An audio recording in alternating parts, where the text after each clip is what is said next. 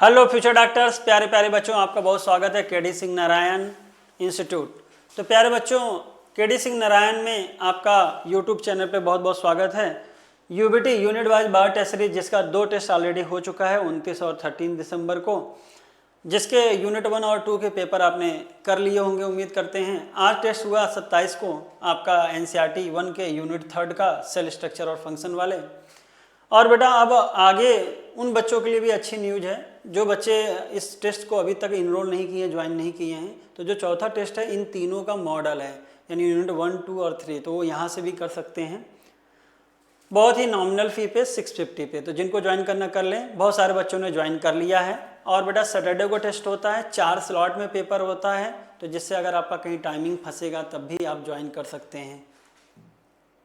चलिए स्टार्ट करते हैं डिस्कशन आपका क्वेश्चन नंबर 1 से। The common between the prokaryotic and eukaryotic cells in having.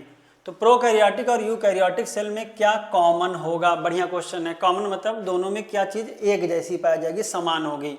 तो सेल वाल तो दोनों में होती है, लेकिन यहाँ पे वर्ड क्या अच्छा दिया, कंपोजिशन।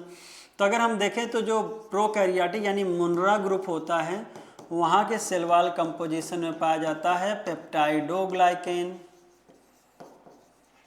और सर याद रखिएगा, या इसका जो एनसीईआरटी में नाम रखा जाता है म्यूकोपॉलीसेकेराइड, इसी को बोलते हैं म्यूरिन या म्यूरेमिक एसिड।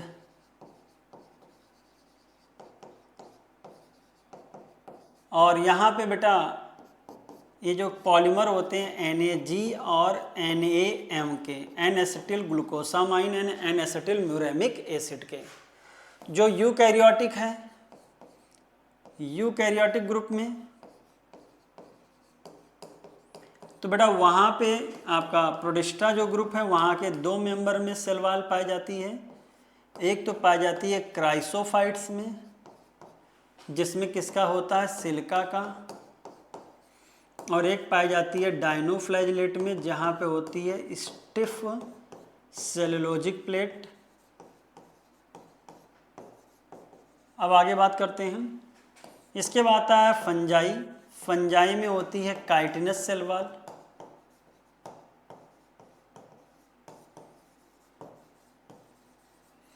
और बात करते हैं प्लांटी। तो प्लांटी की जो सेल वाल होती है वो सेलुलोजिक होती है। और सेलुलोज के अलावा हेमीसेलुलोज, पेक्टिन और लिग्निन भी पाया जा सकता है। और एल्गी की सेल वाल ग्लूकेन्स, मैंगनीज, ये भी अलग से याद कर लीजिएगा। न्यूक्लियर मेम्ब्रेन दोनों में अलग होती है, कॉमन है नहीं, तो डिफरेंस है। राइबोसोम दोनों में तो जरूर पाया जाता है, लेकिन जो साइटोप्लाज्म में होता है, तो जो बैक्टीरिया यानी मुनरा ग्रुप होता है उसके साइटोप्लाज्म में 70S टाइप के राइबोसोम पाए जाते हैं, जबकि यूकैरियोटिक सेल वाल के सेल के साइटोप्लाज्म में आपके 80S टाइप के राइबोसोम पाए जाते हैं। जबकि यहाँ पे जो 70S टाइप होता है वो इनसाइड ऑर्गेनल पाया जाता है। तो यहाँ से देखते हुए बेटा आपका आंसर निकल के आया नन ऑफ दिस। काफ़ी अच्छा क्वेश्चन है, ध्यान रखिएगा। तो question number 2, which are the following statement of a bacterial cell is are correct. Bacteria cell के बारे में कौन सा स्टेटमेंट सही है? तो mesosome is form by the extension of plasma membrane into the cell. तो सही है, म्यूजोसोम सेल मेम्ब्रेन के एक्सटेंशन से बनता है। सेल मेम्ब्रेन के इंटरनल इनफोल्डिंग से एक और स्ट्रक्चर बनता है जिसका नाम होता है क्रोमेटोफोर, लेकिन वो सारी जगह नहीं होता, वो फोटोसिंथेटिक बैक्टीरिया में पाया जाएगा। The pili are elongated tubular structure made up of special protein, pilin का बना होगा। और बेटा ये 2 बैक्टीरिया को जोड़ के DNA ट्रांसफर में हेल्प करेगा, यानी कॉन्जुगेशन ट्यूब बनवाएगा। तो बढ़िया क्वेश्चन निकला। Flagellum is compose of filament, hook and basal body, ये भी सही हो गया बेटा आपका। और लेकिन जो बैक्टीरियल फ्लैजिला है, तो बेटा बैक्टीरियल फ्लैजिला के कुछ फीचर आपको याद होने चाहिए। बैक्टीरियल फ्लैजिला का जो अरेंजमेंट होता 1+0। यहाँ का जो प्रोटीन होता वो पाया जाता है बेटा आपका फ्लैजिलिन प्रोटीन, ठीक है। और एक्सटेंशन ऑफ सेल वॉल होता है, सेल वॉल से बाहर निकलता है। जबकि जो यूकैरियोटिक फ्लैजेला होता है, तो यूकैरियोटिक फ्लैजेला में आप जरा ध्यान दीजिए, तो उसका अरेंजमेंट होता है 9+2, ट्यूबुलिन प्रोटीन का बना होगा। ये सब फीचर इंपॉर्टेंट है। और एक्सटेंशन ऑफ सेल मेम्ब्रेन यानी प्लाज्मा मेम्ब्रेन का एक्सटेंशन है। डिफरेंस आपको एकदम बहुत बढ़िया से याद होना चाहिए। Ribosome are about 30 nanometre by 50 nanometre. ये गलत हो जाता है, ये होता है बेटा 15 nanometre by 20 nanometre in size. तो चौथा गलत हो गया, तो आंसर निकल के आया 1, 2 एंड 3। चलिए question number 3, centriole and centrosome occur in. तो बेटा ये एनिमल फीचर का होता है, ए मेम्ब्रेनस होते हैं और सेंट्रियोल सिंगल को बोलते हैं, और जब दो सेंट्रियोल एक दूसरे के परपेंडिकुलर आ जाएंगे तो उसको बोलते हैं सेंट्रोसोम। एक लाइन और आपको दिक्कत दे सकता है, सेंट्रोमियर। सेंट्रोमियर बेटा ये सेंट्रियोल सेंट्रोसोम की बात नहीं है, ये प्राइमरी कॉन्स्ट्रिक्शन है।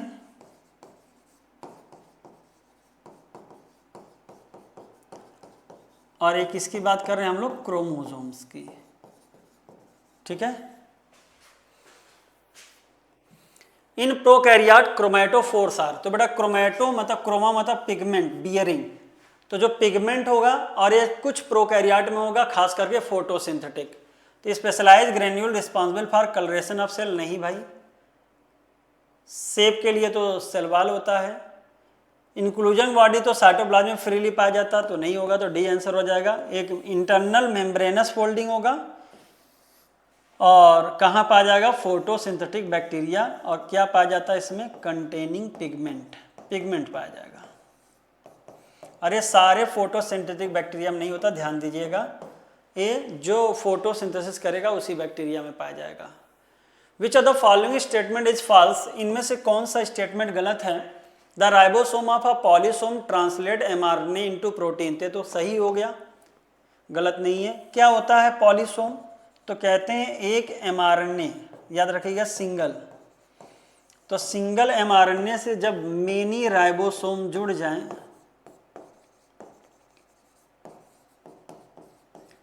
तो सर इसको हम लोग बोलते हैं पॉलीसोम। और बच्चा ये पॉलीसोम भाई जाहिर बात mRNA से क्या बनता है, प्रोटीन। तो प्रोटीन हेल्प करेगा, यानी प्रोटीन ट्रांसलेशन में हेल्प करेगा। तो पहला तो सही हो गया। माइटोकॉन्ड्रिया डिवाइड बाय फ्रेगमेंटेशन, नहीं भैया, फिजन से डिवाइड करता है। तो ये लाइन सही हो जाए, मतलब गलत हो गया, और यही आंसर निकल के आ गया। All cells arise from pre existing cell, ये ट्रू हो गया। ओमनिस सेल्ला ई सेल्ला रोडोल्फ विर्सो।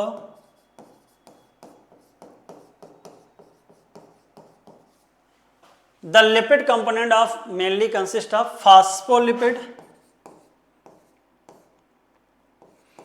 अब कई लोग कहेंगे सर यहाँ पे तो आपने फास्फोग्लिसराइड दिया है, तो भाई साहब आपको पता है जब फैटी एसिड और ग्लिसरॉल कंबाइन करते तो बनता ग्लिसराइड। एक ग्लिसरॉल के एक OH हटने से मोनोग्लिसराइड, फिर दूसरा OH हटा तो डाई, तीसरा हटा तो ट्राइग्लिसराइड, और ट्राइग्लिसराइड आपका कॉमन में आता है। तो फास्फोग्लिसराइड मतलब फास्फोलिपिड ही होता है। नाम भी अगर जानना हो तो नाम लिख सकते हैं, लेसिथिन। तो आंसर हो जाएगा B. Which of the following statement refer to reductionist biology. और बेटा ये आपका जो चैप्टर जब शुरू होता है उससे पहले, हर यूनिट से पहले एक आप उसके बारे में, पूरे यूनिट में क्या क्या बताया जाता है उसके बारे में स्टार्ट करते हैं। तो वहाँ पे दिया होगा, मिल जाएगा। और 2025 में आया हुआ था। समझना भी आसान है। रिडक्शनिस्ट, रिड्यूस मतलब बहुत लोअर लेवल पे जाके स्टडी करना, यानी मॉलिक्यूलर लेवल पे, जैसे फिजियोलॉजी। तो ये इसमें कार्य देखना है। एनाटॉमी, इंटरनल स्ट्रक्चर देखना, आंतरिक संरचना। मॉर्फोलॉजी, बाह्य संरचना। साइटोलॉजी, सेल की स्टडी। लेकिन अगर आप अंदर चले जाए, मॉलिक्यूलर लेवल पे देखें, जैसे सेल के अंदर क्या पाया जाता है, जैसे कि ये सेल साइकिल, सेल डिवीजन कैसे हो रहा है, उसके अंदर कौन सा केमिकल है, यानी बायोमॉलिक्यूल। तो ये सब कौन सी बायोलॉजी में आ जाती है, रिडक्शनिस्ट बायोलॉजी। तो इसमें फिजिको केमिकल अप्रोच होगा, और to study and understand the living organism. तो याद रखिएगा रिड्यूस लेवल पे यानी मॉलिक्यूलर अप्रोच करना। केमिकल अप्रोच के लिए स्टडी करना तो इसको बोलते हैं कीमो वाला या साइटोलॉजी या कीमो टैक्सोनॉमी के जो आपका वर्ड आया था जिसमें क्रोमोसोम स्ट्रक्चर नंबर और बिहेवियर देखते हैं। बिहेवियरल अप्रोच तो अलग हो गया। फिजियोलॉजिकल में तो आपका आ जाता है फिजियोलॉजी, तो याद कर लीजिएगा। Question number 7, select the statement which are related to Schleiden. तो 1838 स्लाइडेन और 1839 स्वान। स्लाइडेन बेटा प्लांट के लिए और स्वान एनिमल के लिए। तो he reported that cell have a thin outer layer which is today known as plasma membrane. Line तो सही है। Cell wall is a unique character of plant cell, ये भी लाइन सही है। Body of plant and animal are compose of cell and product of cell, ये भी line सही है। लेकिन सर ये लाइन दिया था स्वान साहब ने, ना कि स्लाइडन, तो इसलिए आंसर हो जाएगा नन ऑफ दीज। ध्यान रखिएगा, स्लाइडन ने बस प्लांट की स्टडी किया था और बताया था कि प्लांट की जो बॉडी या टिश्यू होती है वो सेल की बनी होती है। मेन काम किया था स्वान साहब ने। ये सारी बातें स्वान साहब के लिए सही है, ध्यान रखिएगा। Question number 8, which are the following statement is are correct. The shape of cell may vary with the function they perform, बिल्कुल सही है। जैसा काम वैसा नाम, जैसा देश वैसा भेष। ह्यूमन आरबीसी 7 माइक्रोमीटर होगा बेटा, तो दूसरा गलत हो गया। Cytoplasm is the main arena of cellular activities. Cytoplasm बेटा सेलुलर एक्टिविटी का मुख्य जगह है। वेरियस केमिकल रिएक्शन साइटोप्लाज्म में जिससे वो लिविंग होता है, मेटाबॉलिक स्टेट यानी मेटाबॉलिज्म चलेगा। तो 1, 3, 4 आंसर मिल जाएगा पहला। Question number 9, which of the following statement cilium and flagellum के बारे में बेटा करेक्ट पूछा है। चलिए करते हैं। सीलिया and flagella contains an outer ring of 9 singlet. बेटा तो 9 आउटर जो होते हैं वो डबलेट होते हैं। पूछा करेक्ट तो पहला हो गया गलत। तो देखो आंसर तो आपका निकल आया गलत गलत गलत, तो आंसर तो आपका आ गया डी यानी 4। बाकी पढ़ लेते हैं। 9+2 अरेंजमेंट होता है, 9 peripheral doublet and 2 central singlet. Cilia smaller होता है, ओर्थ लाइक काम करता है, या तो खुद का मूवमेंट कराएगा या सराउंडिंग फ्लूइड का कराएगा। फ्लैजेला कंप्लीटली लॉन्गर होगा और ये बेटा आपका इंडिपेंडेंट मूवमेंट होगा, जबकि एक ऐसा कराता कोऑर्डिनेटेड।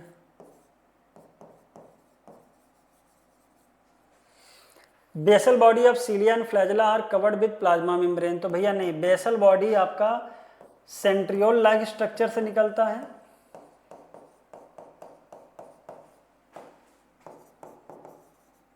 तो बेटा बेसल बॉडी का अरेंजमेंट भी 9+2 होगा और ए मेम्ब्रेनस होगा, यानी सारा फीचर किसका दिखाएगा, सेंट्रियोल का। जबकि जो फ्लैजेला और सीलिया का एक्सोनीम है वो कैसा होगा, मेम्ब्रेनस होगा और 9+2 अरेंजमेंट दिखाएगा। जबकि बेसल बॉडी सीलिया और फ्लैजेला का ही पार्ट है, लेकिन वो किसका डेरिवेटिव होता है, वो होता है बेटा आपका सेंट्रियोल का। तो वो ए मेम्ब्रेनस होगा और अरेंजमेंट होगा 9+0 और इसका होगा 9+2। ध्यान रखिएगा, अरेंजमेंट भी ध्यान रखिएगा कि सीलिया और फ्लैजेला का जो बाहरी निकला हुआ स्ट्रक्चर होता है एक्सोनीम, वो मेम्ब्रेनस होगा और 9+2 अरेंजमेंट। जबकि basal body centriole like structure है तो 9+0 एंड ए मेम्ब्रेनस होगा। तो पहला चौथा गलत, दूसरा तीसरा सही, आंसर हो जाएगा D. Which of the following is not the function of cell wall? Provide shape to the cell। तो फंक्शन है तो आंसर में नहीं आएगा, नॉट पूछा है। Protect the cell from mechanical damage and infection, function है। Help in cell to cell interaction, function आपका है, सेल को सेल से जोड़ता है और दोनों परमिएबल होते, जैसे प्लाज्मोडेस्माटा के जरिए क्या होगा, कनेक्शन हो जाएगा। Provide barrier to undesirable macromolecule, function है। तो जब सब फंक्शन है तो पूछ रहे हैं कौन सा फंक्शन नहीं, तो आंसर क्या हो जाएगा 10 का डी।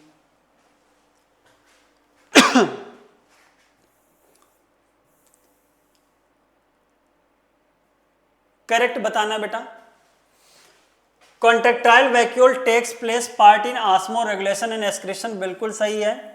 फूड वैक्यूल बेटा फूड को इंगल्फ करने से बनेगा, प्लाज्मा मेम्ब्रेन जब फूड पार्टिकल सेल के प्लाज्मा मेम्ब्रेन से धंस के अंदर जाएगी। The vacuole is bound by a double, नहीं भाई, वैक्यूल सिंगल मेम्ब्रेन बाउंड होती है, और जो सैप वैक्यूल होती है उसका नाम, जो मेम्ब्रेन का होता है उसका नाम होता है टोनोप्लास्ट। तो ये लाइन गलत हो गई। Vacuole can occupy up to 19% of the volume of cell, सही हो गया। तो 1 2 4 ढूंढिए कहाँ है, सी, तो 11 का आंसर हो जाएगा C. Question number 12, which of the following statement is incorrect. तो बेटा इनकरेक्ट पूछा, ध्यान रखिएगा, आगे बढ़ा दे फाइल। हाँ, इनकरेक्ट पूछा है। Plant cell have centriole which are absent in almost all animal cell, उल्टा कर दिया। ए बेटा यहाँ पर होना चाहिए था एनिमल सेल में पाया जाता है, जो लगभग सारे में नहीं, लगभग सारे प्लांट में नहीं होता, कुछ लोअर प्लांट में मिल भी जाता है। Ribosome are the site of protosynthesis, ए लाइन सही है। वैसे देखिए, अगर आप ध्यान से देखें तो कभी कभी टाइम बचाने के लिए आप क्या कर सकते हो कि पहला गलत है तो जाहिर बात है ऑप्शन में पहला ढूंढिए, तो पहला सिर्फ 2 ही ऑप्शन में था, तो इसके बाद आपको तीसरा चौथा डायरेक्ट पढ़ना चाहिए था। 14 पढ़ लेते हैं। In animal cell steroidal hormones are synthesise by smooth endoplasmic reticulum, yes SER बनाता है हार्मोन, तो यानी चौथा सही है, तो आंसर क्या हो जाएगा, पहला, और तीसरा गलत। The middle lamella is a layer mainly of calcium carbonate, नहीं भैया, ये कैल्शियम पेक्टेट का बना होता है, या बहुत अच्छे से वर्ड यूज करेंगे तो मैग्नीशियम पेक्टेट का। तो पहला तीसरा आपका गलत और दूसरा चौथा आपका सही। करेक्ट पूछा है बेटा। इंडो मेम्ब्रेन सिस्टम इंक्लूड, तो इंडो मेम्ब्रेन सिस्टम में गर्ल वी यानी Golgi gaudy, endoplasmic reticulum, lysosome और वैक्यूल। तो प्लाज्मा मेम्ब्रेन कर दिया है, तो प्लाज्मा मेम्ब्रेन को नहीं रखेंगे, तो endoplasmic reticulum, Golgi complex, lysosome and vacuole हो सकता था, प्लाज्मा मेम्ब्रेन की वजह से हटा देंगे। Endoplasmic reticulum in the transport of substance synthesis of protein, सही है, चैनल की तरह काम करता है, और साथ ही साथ RER क्या बनाएगा, protein. Ribosomes are involve in protein synthesis, सही है। Mitochondria help in oxidative phosphorylation and generation of ATP, सही है। तो पहला गलत और दूसरा तीसरा चौथा क्या हो गया, सही, और सही ही पूछा है, तो आंसर हो जाएगा आपका 13 का A। क्वेश्चन नंबर 14, रॉन्ग पूछा बेटा, रॉन्ग स्टेटमेंट। अब जरा जल्दी करके सिखाते हैं आपको, क्योंकि आपको यह है ना तेजी से करना, नहीं तो लंबे लंबे क्वेश्चन हो जाएंगे। Glycocalyx is the outer most envelope in bacteria, सही बात है। ग्लाइकोकैलिस सेलवाल, फिर प्लाज्मा मेम्ब्रेन। ग्लाइकोकैलिस अगर टफ है तो उसको बोलते थे कैप्सूल, और लूज होता था तो बोलते थे स्लाइम लेयर। तो पहली लाइन सही, और सही ही पूछा है, तो रॉन्ग पूछा, सॉरी, तो यानी 1 आंसर नहीं आना चाहिए, 1 क्योंकि सही है। तो आपका ये देखिए 1, अरे देखो देखो देखो इधर देखो, 1 1 1 गन जन जन जन, इसको लगा डाला तो लाइव झींगा लाला। तो एक बच्चा हो सकता है कि आपका 1 2 3 4 5 पढ़ेगा, फिर कहेगा सर बहुत लंबी पेपर बना दे लाला। नहीं भाई नहीं, स्मार्ट बनिए, प्रो बनिए, महान खिलाड़ी बनिए, pro player. The glycocalyx could be a loose sheath called capsule, उल्टा हो गया, इसको बोलते हैं slime. The glycocalyx may be thick and tough called slime layer, इसको बोलते हैं capsule. A shape a special structure form by the plasma membrane is called mesosome, सही है। मेसोसोम का काम याद होना चाहिए, cell wall formation, DNA replication, distribution to daughter cell, और स्पेशल एंजाइम सेक्रेशन के लिए एंजाइमेटिक कॉन्टैक्ट के लिए सरफेस एरिया ज़्यादा, और आपका माइटोकॉन्ड्रिया की जैसे रेस्पिरेशन भी कर सकता है। Small basal like fibres protruding of the cell, cell के बाहर आपके प्लाज्मा मेम्ब्रेन और उसके एक्सटेंशन में आपका पाइली आता है, फिम्ब्री आता है, और आता है फ्लैजेला बैक्टीरिया में। Question number 15, which of the following statement are correct? In prokaryotic cell, a special membranous structure formed by the extension of plasma membrane into the cell is known as polysome। नहीं भैया, polysome तो आपको पता है, जब single ribosome से जुड़ा होता है, सिंगल mRNA से जुड़ा होता है मेनी राइबोसोम, तो उसको हम लोग बोलते हैं आपका polysome. The smooth endoplasmic reticulum is the major site for synthesis of glycoprotein. तो कह रहे हैं कि SER जो होता है ग्लाइकोप्रोटीन, देखिए प्रोटीन तो नहीं होना चाहिए था और वैसे भी लिपिड करेगा, तो आपका दूसरा हो गया गलत। अब पूछा है करेक्ट, तो दूसरा इसमें था, दूसरा इसमें था, आंसर नहीं हो सकता, और पहला है गलत, तो ये भी नहीं हो सकता, तो आंसर तो मिलेगा, तीसरा चौथा सही होगा। Rubisco is the most abundant protein in the whole biosphere, बिल्कुल सही है, एंजाइम है तो प्रोटीनेशियस होगा। Mitochondria, chloroplast and peroxisome are not considered as a part of endomembrane system, बिल्कुल सही है, इंडो मेम्ब्रेन सिस्टम के पार्ट्स नहीं होते। Question number 16, how many of the following statement is are correct, इनमें से कौन कौन से स्टेटमेंट सही हैं, गिन के बताना है। अब the endomembrane system include mitochondria, chloroplast and peroxisome, तो ये गलत हो जाएगा क्योंकि भैया इंडो मेम्ब्रेन सिस्टम के पार्ट्स तो होते ही नहीं। SER is the major site for synthesis of lipid, तो ये लाइन सही हो गई। Rough endoplasmic reticulum is actively involve in protein synthesis, ये भी लाइन सही हो गई। और याद रखना SER में डिटॉक्सिफिकेशन, स्टेरॉयडल हार्मोन और लिपिड सिंथेसिस आएगा। Mitochondrial matrix process single circular DNA, yes single पे आ जाएगा लेकिन डबल स्टैंडर्ड सर्कुलर होगा, कुछ RNA, और जो राइबोसोम होता है बेटा वो अगर पाया भी जाएगा तो 80 नहीं होगा, 70 होगा, इसलिए चौथा गलत हो गया। पूछा था करेक्ट, तो दो चीजें सही, तो आंसर हो जाएगा आपका 16 का C।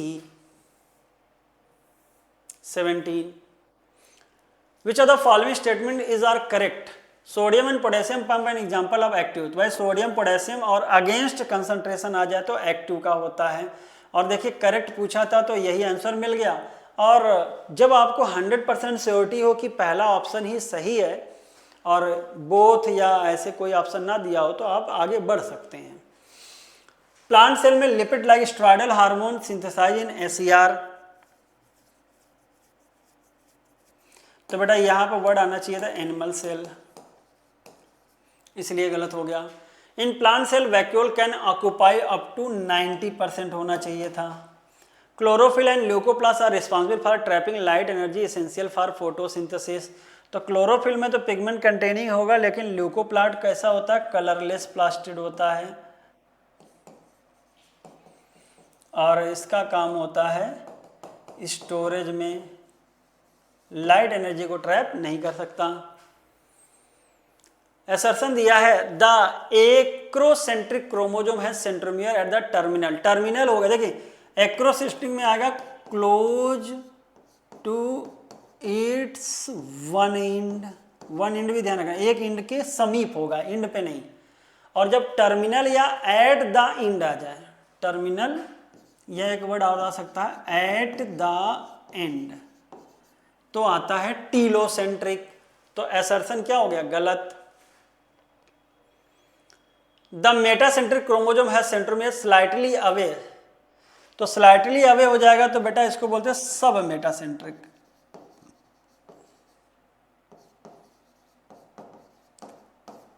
तो असर्शन और रीजन दोनों गलत हो गए, तो आंसर हो जाएगा आपका 18 का D। अब यहाँ पे कुछ इंफॉर्मेशन है, जब आपके अनइक्वल आर्म बनेंगे, कब बनेगा अनइक्वल आर्म, जब बेटा आपका मिडिल से दूर चला जाएगा, चाहे स्लाइटली जाए चाहे क्लोज टू इंड पहुंचे। इसमें जो शॉर्ट आर्म होता है उसको हम लोग नाम देते हैं P आर्म, और जो लॉन्ग आर्म होता है उसको नाम देते हैं Q आर्म, ठीक है ना, तो ध्यान रखिएगा। और ये कभी कभी आर्म को ब्रैकिया वर्ड से, ब्रैकियल से दिखते हैं तो हेट्रोब्रैकियल बोलेंगे, मतलब कि दोनों में आपके आर्म अनइक्वल हो जाएंगे। क्वेश्चन नंबर 19 मैचिंग का क्वेश्चन है। Tonoplast transport of ions in plants, सही है, टोनोप्लास्ट मेम्ब्रेन्स होगा तो आयंस वैक्यूल में भरे जाएंगे। कंट्रक्टाइल वैक्यूल में डाइजेस्टिव एंजाइम पाया जाएगा, सॉरी फूड वैक्यूल में। और एयर वैक्यूल बेटा आपका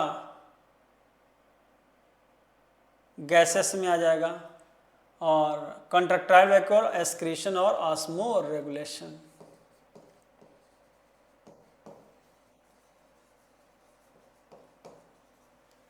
तो ए की मैचिंग 4 और बी की मैचिंग हो गई 3rd और सी की मैचिंग हो गई 1st।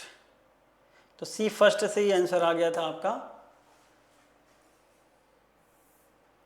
Question number 20th matching का क्वेश्चन है क्रोमोसोम के पोजीशन से।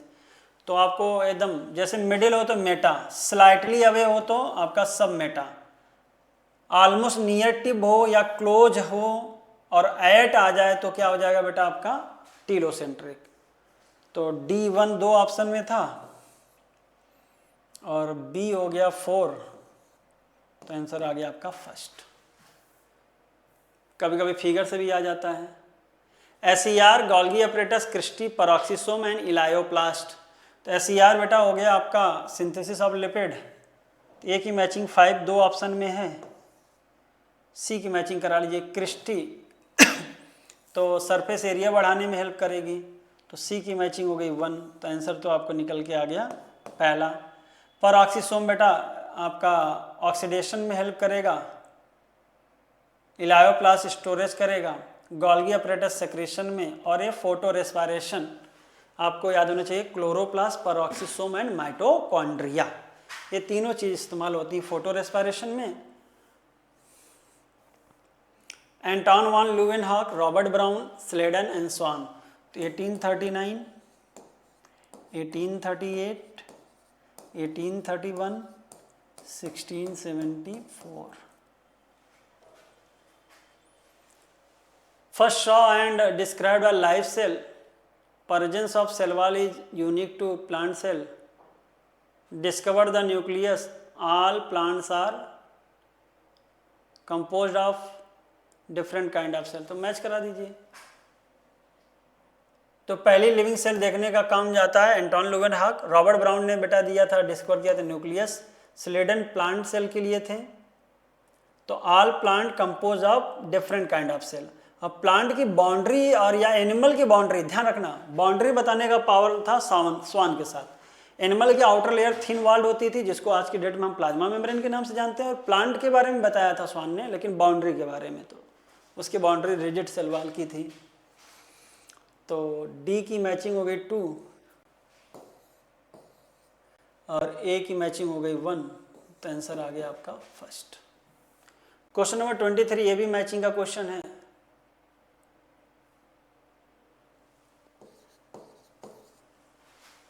Bacteria without cell wall, small circular DNA, flattened sac in chloroplast, a vesicle in which hydrolytic enzyme are stored.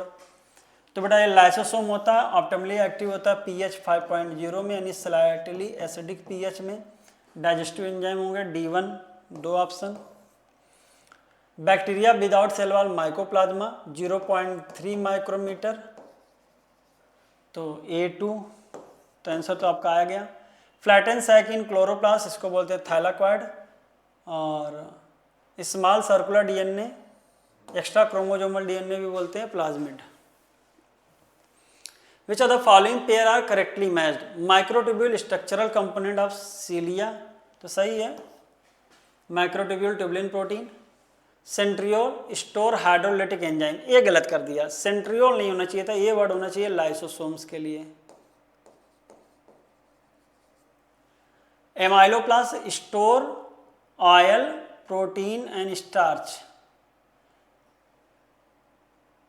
ते आपका स्टार्च तक तो सही है, लेकिन ऑयल के लिए तो आपका इलायोप्लास्ट आ जाएगा, और प्रोटीन के लिए आ जाएगा एल्यूरोप्लास्ट। तो यहाँ पे अगर हमें मैच भी करना था तो यहाँ पे हमें लिखना चाहिए था ल्यूकोप्लास्ट, तो यहाँ पे उसके सारे टाइप्स के फंक्शन आ जाते हैं।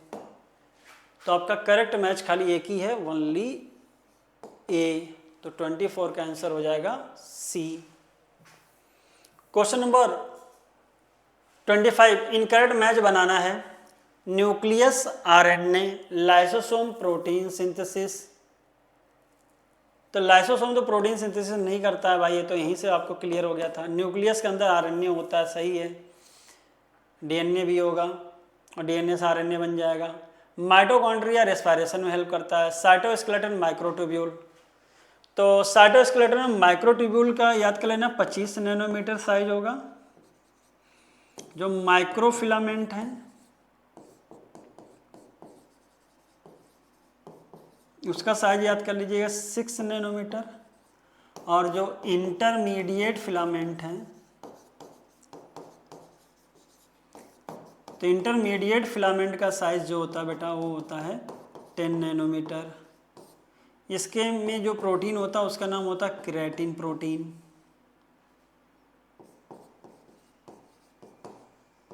माइक्रोफिलामेंट आपके एक्टिन मायोसिन पढ़ाई होगा, एक्टिन। और माइक्रोट्यूब्यूल में जो प्रोटीन होता है उसका नाम होता है ट्यूबुलिन प्रोटीन।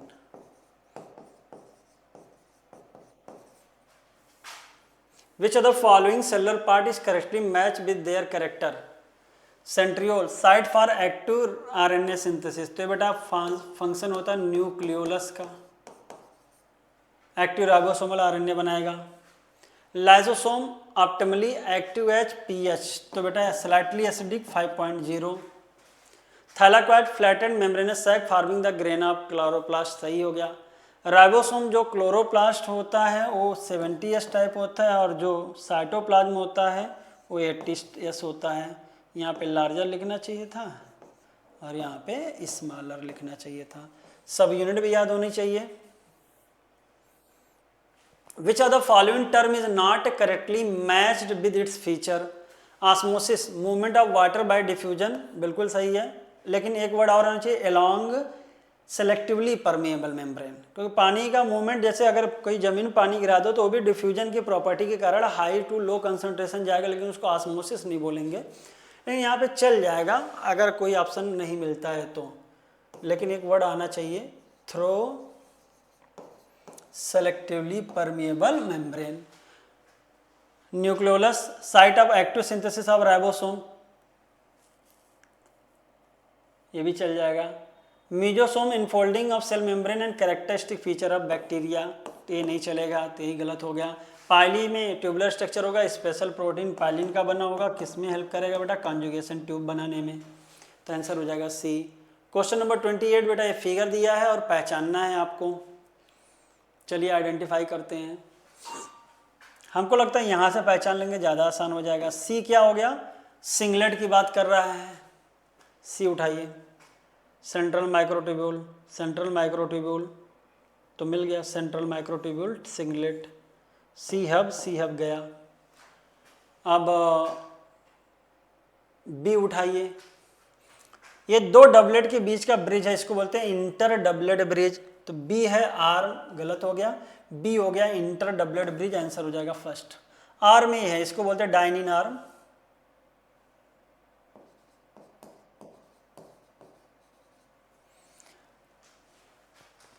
और लास्ट आपका डी हो जाता है रेडियल स्पोक। ए हो गया प्लाज्मा मेम्ब्रेन। आइडेंटिफाई करना बेटा आपका ABCD, और बढ़िया क्वेश्चन है, इसमें ABCD में ढूंढना है कौन है।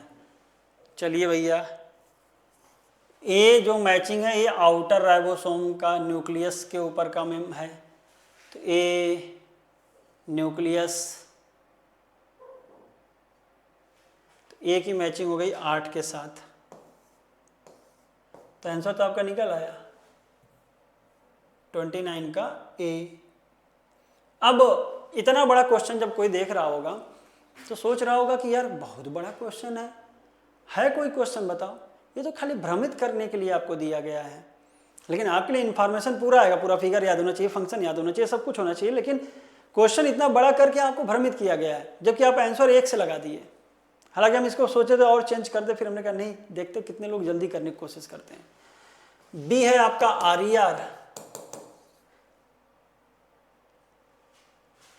सी आपका जो है वो है बेटा आपका राइबोसोम प्रेजेंट ऑन RER, और जो डी है बेटा आपका वो देखिए, डी इससे नहीं मैच किया, डी ए है SER E, और एक किसकी मैचिंग है? साइटोप्लाज्म।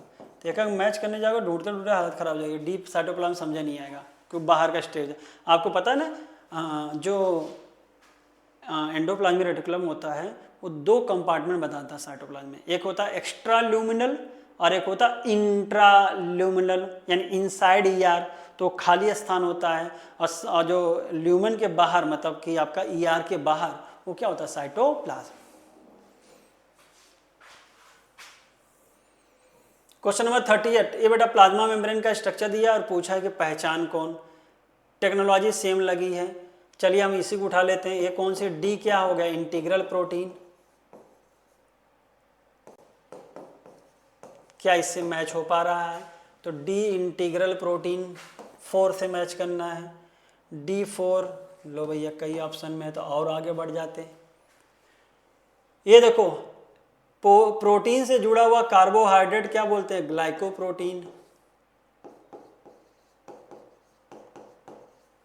चलो भैया, अरे हो गया पेरिफेरल या एक्सटर्नल प्रोटीन, बस इतने से आ जाना चाहिए। तो बी हो गया एक्सटर्नल प्रोटीन यानी B7।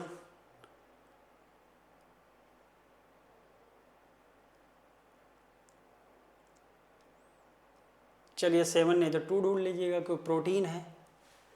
और ए हो गया बेटा आपका ग्लाइकोप्रोटीन।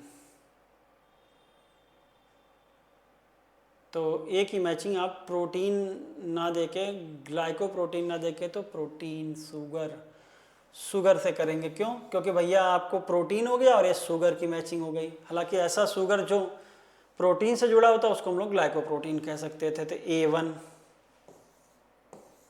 और इसको नॉर्मल प्रोटीन से मैचिंग करना पड़ा क्योंकि बी एक्सटर्नल प्रोटीन में जरूर आएगा, लेकिन मैचिंग में आपका नॉर्मल प्रोटीन से कर दीजिए क्योंकि आपका 7 से कोई मैचिंग है ही नहीं बी की।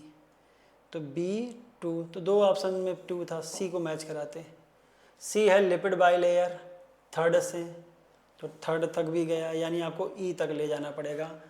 ई है बेटा आपका बाहर का लेयर, तो क्या हो जाएगा, साइटोप्लाज्म।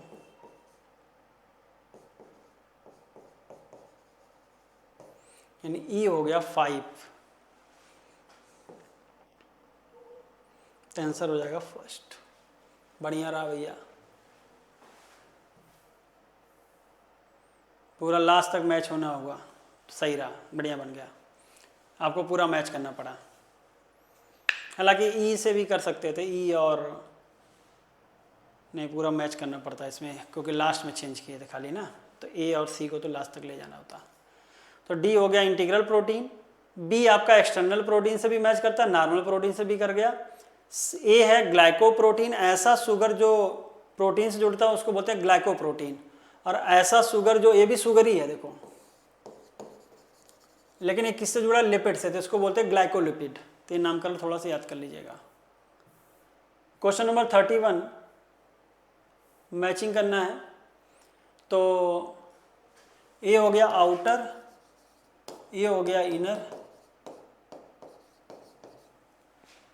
और इनर का ये क्या होगा, क्रिस्टी, और ये हो गया मैट्रिक्स। तो पार्ट डी, आउटर मेम्ब्रेन सही है, give rise to inner membrane by splitting, ये गलत हो गया है। आउटर मेम्ब्रेन है लेकिन ये कह रहा है इनर मेम्ब्रेन बनाता है, नहीं। पार्ट बी इनर मेम्ब्रेन है, सही है, फॉर्म इनफोल्डिंग कॉल्ड क्रिस्टी, तो ये आंसर हो जाएगा। इनर मेम्ब्रेन की इनफोल्डिंग को क्रिस्टी बोलते हैं। सी क्रिस्टी है, possesses single circular DNA molecule and ribosome, नहीं भाई ये मैट्रिक्स के बारे में बात सही है लेकिन लेबलिंग सही है। पार्ट ए मैट्रिक्स, लेबलिंग तो सही है लेकिन ये major site for respiratory chain, ये बात किया जाता है क्रिस्टी के लिए, ईटीएस चलती है, आंसर हो जाएगा बी। क्वेश्चन नंबर 30,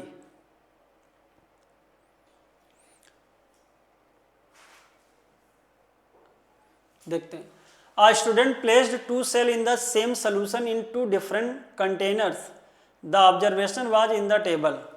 कह रहे कि 2 अलग अलग कंटेनर में सोल्यूशन भरा और 2 सेल को उसमें रखा। एक में सेल बस्ट कर गई यानी फट गई, तो सेल फटने का मतलब यानी उसके चारों तरफ कोई प्रोटेक्टिव लेयर नहीं रही होगी। Cell does not shape change, यानी इसके चारों तरफ एक प्रोटेक्टिव लेयर रही होगी यानी सेल वॉल रहा होगा। अब भैया, और ये फट क्यों गई, यानी because of no cell wall is there, because no cell wall, जैसे कि एनिमल सेल। सोल्यूशन कैसा रहा होगा, तो सोल्यूशन रहा होगा आपका हाइपोटोनिक, यानी पानी अंदर आ रहा होगा सेल के। तो ये फीचर था सेल वॉल का। कुछ भी नहीं आता, इतना मालूम होना चाहिए कि सेल को मजबूती, शेप को, ये लाइन से आ जाता, सेल अपने शेप को चेंज नहीं कर रहा है तो किसके कारण, सेल वॉल के कारण। तो क्वेश्चन बस इतना ही था कि सेल अपने शेप को नहीं चेंज करता तो किसके कारण, सेल वॉल के कारण। लेकिन इतना लंबा झाम ताम इसलिए बनाया जाता है ताकि आपको पढ़ने में समय लगे और आप लगे अरे ये कुछ तो भयानक है। तो कहते हैं कि खोदा पहाड़ निकली चूहिया, वैसे ही होता है। जो बड़े लगते हैं वो आपको लगते होंगे बड़े, लेकिन वो क्वेश्चन आसानी से निकल आते हैं। और जो छोटे क्वेश्चन होते हैं उसमें टाइम लगता है। जैसे ये देखो छोटा क्वेश्चन है लेकिन ये बढ़िया क्वेश्चन है। फैट में, तो बेटा फैट में एक ग्लिसरॉल मॉलिक्यूल होगा और उससे एक फैटी एसिड तो मोनोग्लिसराइड, 2 फैटी एसिड तो डाइग्लिसराइड और 3 फैटी एसिड तो ट्राइग्लिसराइड। यानी फैटी एसिड बढ़ता जाएगा। तो 1 ग्लिसरॉल विद 3 फैटी एसिड जैसे कि ट्राइग्लिसराइड कहलाता है। The bond between phosphate and hydroxyl group of sugar in nucleotide. तो कह रहे हैं कि फॉस्फेट और हाइड्रोक्सिल ग्रुप जो होता है एक न्यूक्लियोटाइड के अंदर, क्योंकि भाई अब फॉस्फेट आना के मतलब न्यूक्लियोटाइड बन गया। तो जब सिंगल न्यूक्लियोटाइड के अंदर होता है तो उसका नाम हम लोग रखते हैं फॉस्फो एस्टर बॉन्ड। लेकिन जब एक न्यूक्लियोटाइड दूसरे न्यूक्लियोटाइड से जुड़ता है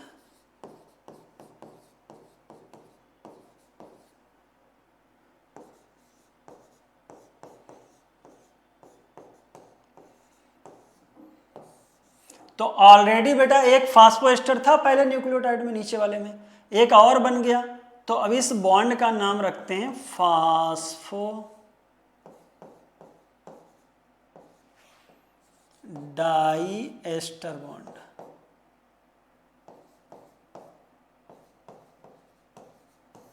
और इस बॉन्ड की पोलैरिटी भी याद होना चाहिए, 3' to 5' होता है। तो सिंगल न्यूक्लियोटाइड के अंदर जो OH और फास्फेट ग्रुप के बीच में होता है उसको बोलते हैं फास्फोएस्टर। लेकिन जब 2 न्यूक्लियोटाइड आता है तो एक तो फास्फोएस्टर पहले से था न्यूक्लियोटाइड के अंदर, फिर एक बॉन्ड बनाने में दूसरे न्यूक्लियोटाइड से भी बनेगा तो उसको बोलते हैं फास्फोडाइस्टर। लेकिन यहाँ पे एक न्यूक्लियोटाइड का पूछा तो आंसर क्या बनाएंगे, फास्फोएस्टर बॉन्ड। जब 2 अमीनो एसिड जुड़ते हैं तो उसका नाम होता है पेप्टाइड बॉन्ड।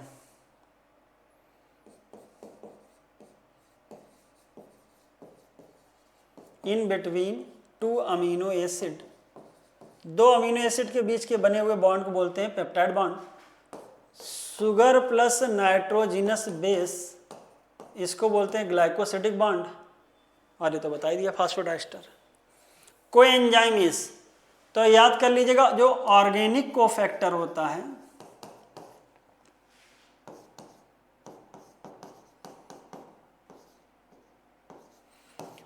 वो तो नॉन प्रोटीनेशियस होगा, क्योंकि प्रोटीनेशियस वाला तो एपो एंजाइम होता है। और सर नॉन प्रोटीनेशियस के साथ साथ ये ऑर्गेनिक नेचर का होगा। तो कोफैक्टर होगा, इसमें 2 ग्रुप होगा। अगर लूजली वर्ड आएगा तो नाम रखेंगे कोएंजाइम, जरूरत पड़ेगी तब जोड़ेगा। और टाइटली या फॉर्मली वर्ड आ जाए तो नाम रखेंगे प्रोस्थेटिक ग्रुप। लेकिन दोनों ऑर्गेनिक नेचर में होंगे और नॉन प्रोटीनेशियस होगा। एक इनऑर्गेनिक भी फैक्टर होता है कोफैक्टर, वो उसको बोलते हैं मेटल आयंस। तो कोफैक्टर 3 प्रकार के हुए। चाहे कोई भी कोफैक्टर हो, कोफैक्टर नॉन प्रोटीनेशियस होगा, प्रोटीन का नहीं होता।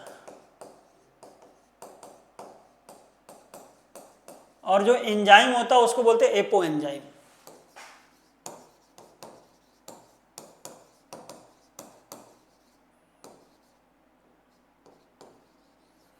और ये होता है प्रोटीनेशियस। और सब मिलके कहलाता है होलो एंजाइम। तो कोई एंजाइम ऑलवेज प्रोटीन नहीं भाई, गलत हो जाएगा। ऑफन है विटामिन, यस विटामिन हो सकता है। ऑलवेज एन इनऑर्गेनिक कंपाउंड, हमेशा एक इनऑर्गेनिक कंपाउंड होगा तो नहीं, कोई एंजाइम बेटा आपका याद रखिएगा ऑर्गेनिक होगा और लूजली बॉन्ड होगा। जैसे कि विटामिन B3 आपका NAD और NADP का कोफैक्टर होता है, कोई एंजाइम होता है। How many of the following statement is not true about amino acid, amino acid के बारे में कितने स्टेटमेंट सही नहीं है। The amino group and carboxylic group of an amino acid are attach to alpha carbon, बिल्कुल सही है, अल्फा डेरिवेटिव ऑफ मीथेन होते हैं। तो दो, एक तरफ लग जाएगा कार्बोक्सिलिक ग्रुप, एक लग जाएगा अमाइनो ग्रुप, एक हाइड्रोजन रहेगा और एक वेरिएबल R ग्रुप होगा। अमाइनो एसिड है N यानी अमाइनो ग्रुप, C टर्मिनल मतलब कार्बोक्सिलिक और वेरिएबल R ग्रुप सही है। Amino acid can be classified by the number of peptide bond, नहीं पेप्टाइड बॉन्ड नहीं, टाइप्स जो R ग्रुप के कारण अलग अलग प्रकार के अमीनो एसिड बनेंगे। Essential amino acid are not, ठीक है, कह रहा है कि ऐसा अमीनो एसिड जो हमारी बॉडी में नहीं बनता है तो हमको बाहर से फूड या डाइट में लेना इसेंशियल है यानी आवश्यक है, तो लाइन सही है। तो पहला दूसरा चौथा सही है, यानी 3 चीज़ें सही है। पूछा क्या नॉट ट्रू, तो आंसर हो जाएगा एक चीज़ गलत हो गई, तो 36 का आंसर हो जाएगा first. Select the incorrect statement, ribosomes are nucleic acid with catalytic power, कहते हैं जो 23S RNA है वो एक्ट करता है राइबोजाइम के रूप में, तो ये प्रोटीन नेचर का नहीं है। तो यहाँ से लाइन आता almost all enzymes are protein, लगभग सारे एंजाइम नहीं, एक को छोड़ के, जैसे राइबोजाइम तो ऑल एंजाइम लगभग क्या होते हैं प्रोटीन, लेकिन सारे नहीं, ऑलमोस्ट लगना होता है। प्रोटीन्स आर होमोपॉलीमर, नहीं भैया प्रोटीन में अलग अलग प्रकार के अमीनो एसिड होंगे तो हेटेरोपॉलीमर की कैटेगरी में आएगा। Inulin is a monomer of fructose, कि जैसे लोगों को इनुलिन आता है फ्रक्टोज तो सोचते हैं सही है, लेकिन बेटा इनुलिन मोनोमर नहीं है, पॉलीमर है। मोनोमर तो फ्रक्टोज है, तो inulin is a monomer of fructose, line गलत हो गया। इनुलिन किसका पॉलीमर है, फ्रक्टोज का, तो फ्रक्टोज इसमें मोनोमर है और यही फ्रक्टोज बार बार रिपीट होकर एक पॉलीमर बनाता है जिसका नाम है इनुलिन। जबकि अगर ये उलट दूं मैं, fructose is a monomer of inulin, तो लाइन सही हो जाएगा क्योंकि फ्रक्टोज मोनोमर होता है, इनुलिन पॉलीमर होता है। Glycogen is store in the liver and muscle, तो सही है। तो पूछा था इनकरेक्ट, तो पहला भी गलत हो गया, दूसरा भी तीसरा भी, तो पहला दूसरा तीसरा आंसर हो जाएगा बी।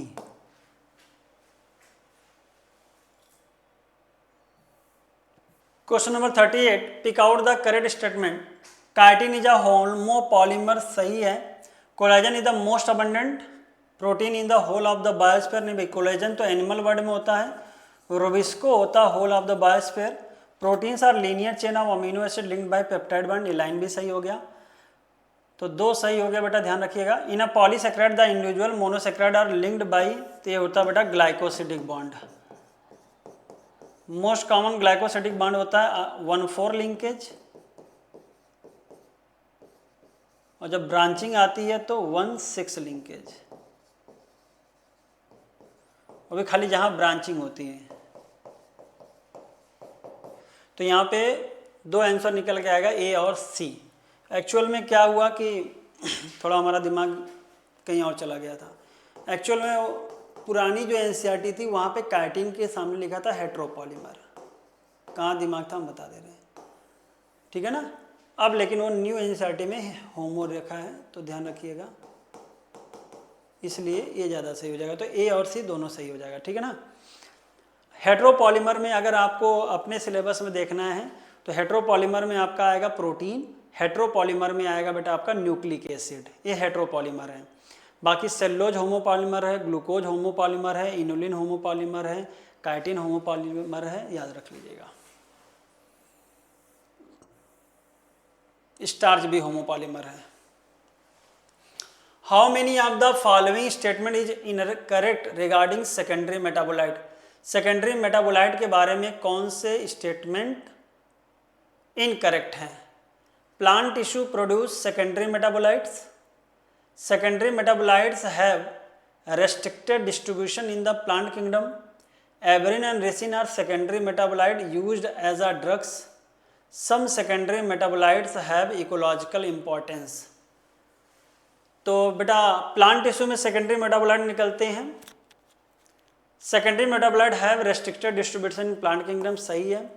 एवरिन रेसिन बेटा ये टॉक्सिन की कैटेगरी में आते हैं, इसलिए गलत हो गया। ड्रग्स में तो आपके आते हैं curcumin and vinblastine. Secondary metabolites का इस्तेमाल एज आ इकोलॉजिकल इंपॉर्टेंस होता है, बिल्कुल डिफेंस में अपने यूज करते हैं। तो डिफेंस अगेंस्ट हार्बीवोर्स, जो उनको खाएंगे तो उनसे, जैसे कि कैलोट्रोपिस हो गया, तो वहाँ पे कार्डियक ग्लाइकोसाइड्स होता है।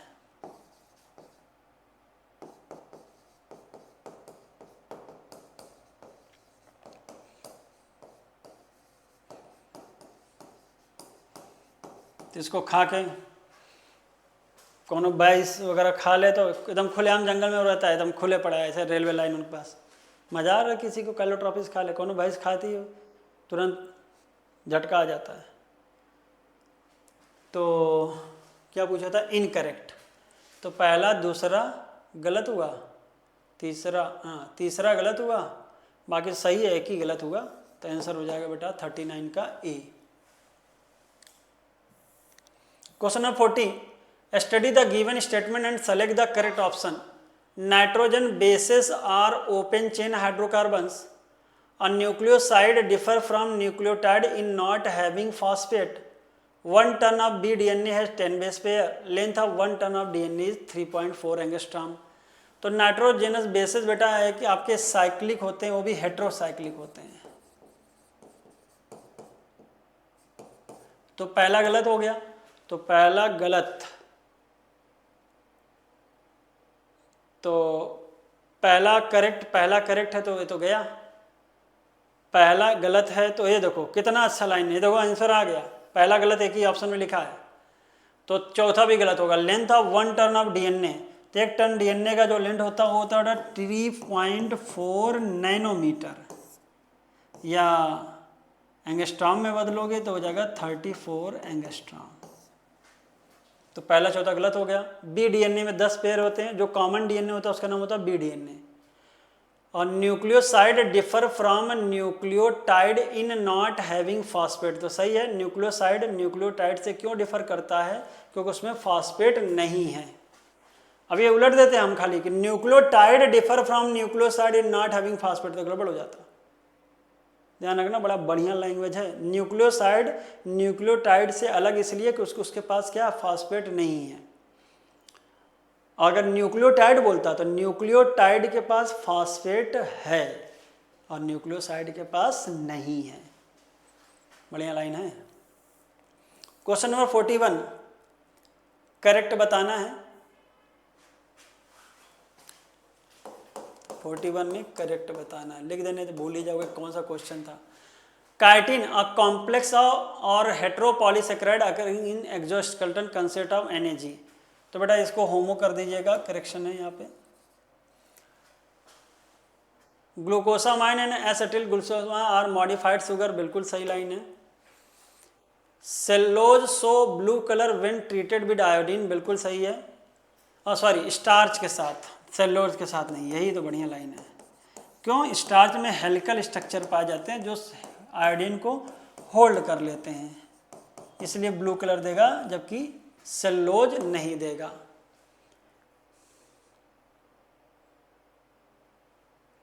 Starch in plant and glycogen in animals are store house of energy, सही हो गया।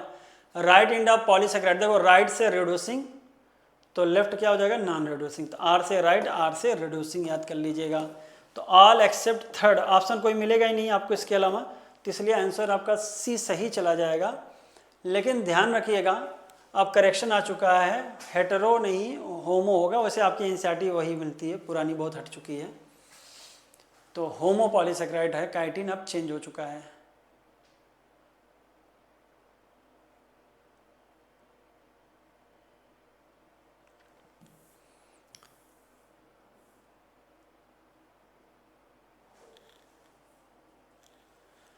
The steps in catalytic cycle of an enzyme action are given in random order. Random order दिया और करेक्ट ऑर्डर बताना है। तो मुझे तो लग रहा है कि इसको आ चुका है, पीवाईक्यू में बढ़िया क्वेश्चन है। तो रैंडम को करेक्ट ऑर्डर में करने का सबसे बढ़िया आसान मुझे लगता है बच्चा क्या है कि आप लास्ट स्टेप या पहला पढ़िए। तो पहला और लास्ट से पढ़ने, लास्ट में क्या होगा, सबस्ट्रेट प्रोडक्ट में बदल चुका होगा और एंजाइम से अलग हो चुका होगा। तो पहले तो सबस्ट्रेट शुरुआत क्या होगा, एंजाइम के एक्टिव साइड से सबस्ट्रेट जुड़ेगा, फिर मूव अच्छे से फिट होगा, फिर बॉन्ड ब्रेकिंग होगा, फिर एंजाइम प्रोडक्ट बनेगा लास्ट में, लेकिन एंजाइम और प्रोडक्ट अलग हो जाएगा। तो देखिए क्या है, the enzyme releases the product, now enzyme free to bind another substance, यानी ये लास्ट स्टेप रहा। लास्ट वन कहाँ है, इसको लगा डाला तो लाइव झिंगा झिंगा झिंगा लाला, तो आंसर तो देखो आपको आ ही गया।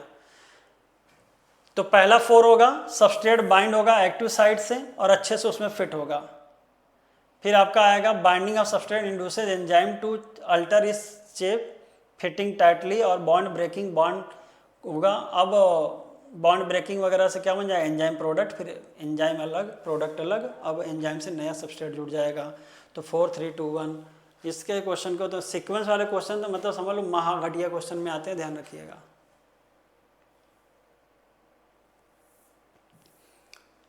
विच of the following statement is are incorrect, इनमें से कौन सा स्टेटमेंट इनकरेक्ट है बेटा।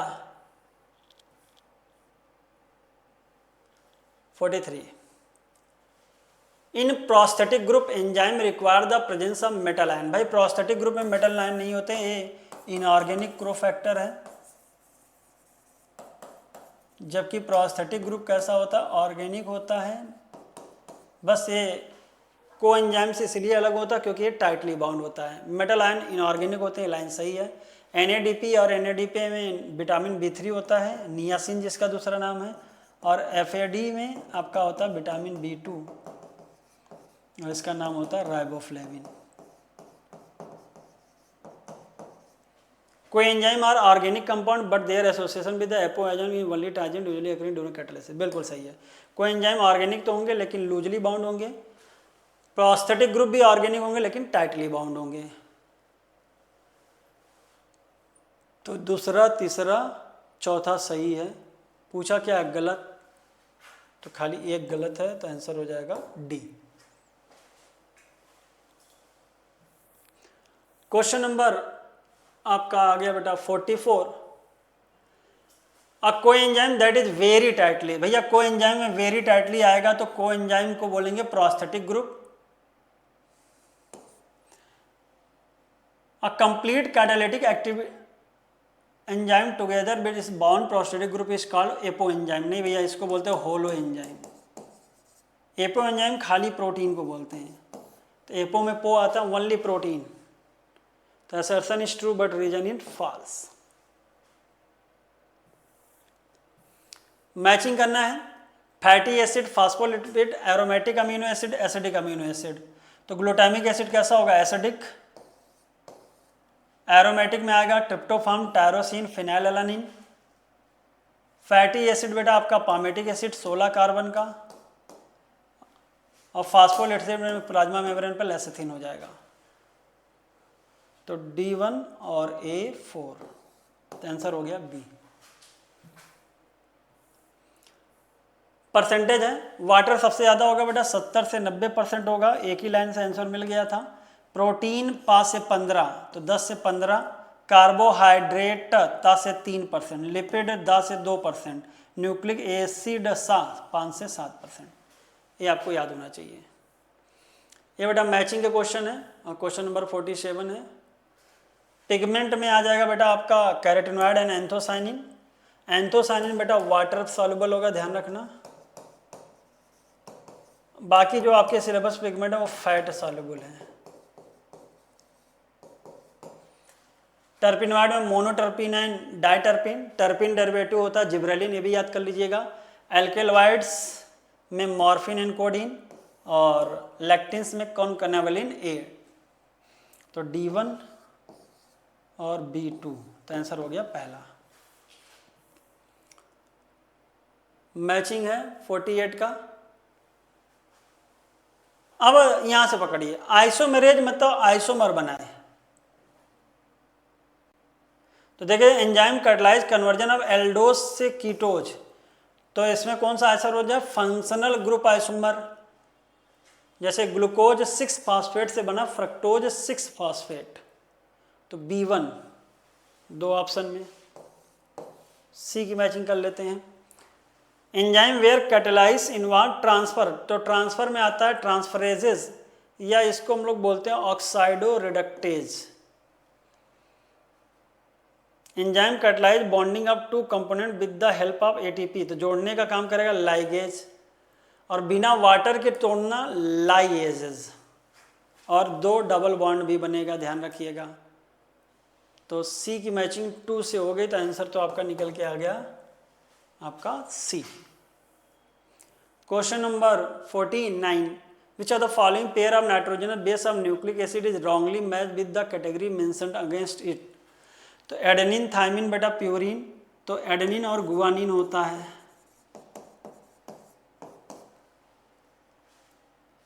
रॉन्गली मैच, तो यही हो गया रॉन्ग। थायमिन यूरासिल पैरामिडिन होते हैं, यूरासिल साइटोसिन पैरामिडिन होते हैं, गुआनिन और एडेनिन प्यूरिन होते हैं। Question number 50, mark the odd pair in the following, odd बताना, ध्यान रखना। तो अमीनो एसिड प्रोटीन, तो अमीनो एसिड बेटा प्रोटीन के कंपोनेंट हो गए मोनोमर के, DNA में न्यूक्लियोटाइड, फैटी एसिड ग्लिसरॉल के साथ, सेलुलोज में मोनोसेक्राइड।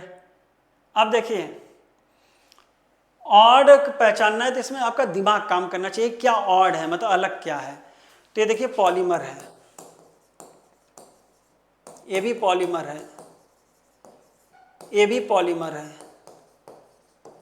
और इसके सामने क्या लिखे हैं, इसके मोनोमर।